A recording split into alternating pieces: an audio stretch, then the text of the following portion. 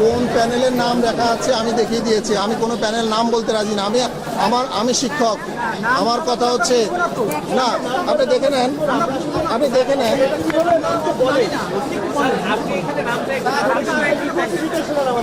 এখানে যে নামটি আছে ঐক্যবদ্ধ নির্ভীক জবিয়ান, এই প্যানেলের এখানে পেছনে ছবি দেওয়া আছে।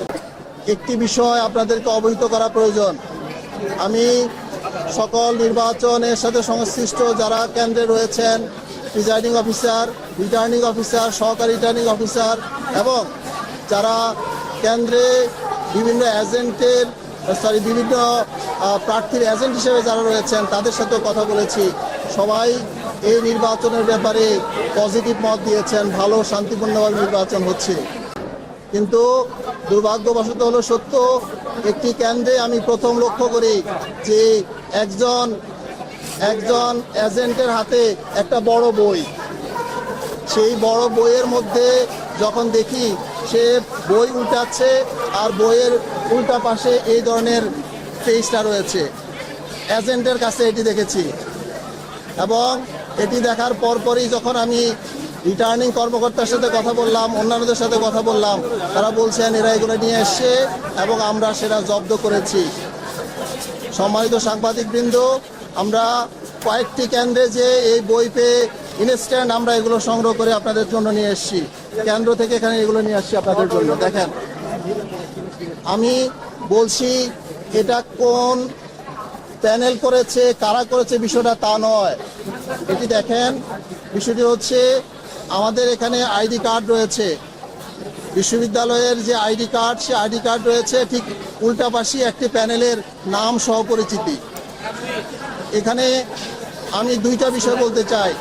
প্রথমত, এই লিস্টটা বিশ্ববিদ্যালয় প্রশাসনের কাছ থেকে বা নির্বাচন কমিশনের কাছ থেকে কিভাবে এই সংশ্লিষ্ট প্রার্থীদের কাছে গেল এবং সংশ্লিষ্ট প্রার্থীদের কাছে যাওয়ার পরে তারা এই লিস্ট করে কেন্দ্রে ঢুকিয়ে দিয়েছে।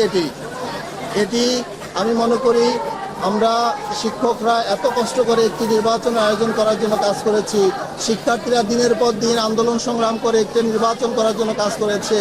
সেই জায়গায় কেন্দ্রের মধ্যে এই ধরনের ব্যালট, এই ধরনের সিট যাওয়া, এটা কোনোভাবেই কাম্য নয়।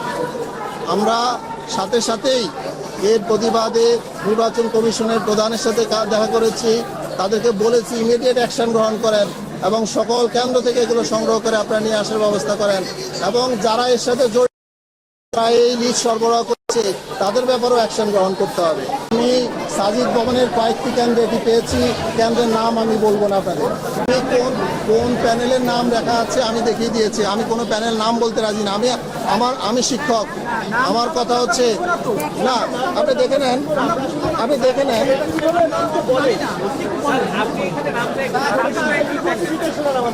এখানে যে নামটি আছে ঐক্যবদ্ধ নির্ভীক জবিয়ান, এই প্যানেলের এখানে পেছনে ছবি দেওয়া আছে। এটি কিভাবে ভোট কেন্দ্রকে ভোটারকে প্রভাবিত করতে পারে আমি মনে করি সাংবাদিকরা সবাই এটা জানার কথা। ভোট কেন্দ্রে একজন প্রার্থীর এরকম প্যানেল সহ বসে থাকা এবং সেটা নিয়ে কাজ করা, দেখানো, এটা কিভাবে প্রভাবিত করবে আমার এখানে উত্তর দেওয়ার কিছু নাই। নির্বাচন কমিশন কখন এলাও করেছে বা করে নাই এটি আমার প্রশ্ন নয়। আমার প্রশ্ন দুইটি। প্রথমত হচ্ছে এই যে আইডি কার্ড, এই আইডি কার্ড নির্বাচন কমিশনের আইডি কার্ড কেমনে বাইরে চলে গেল?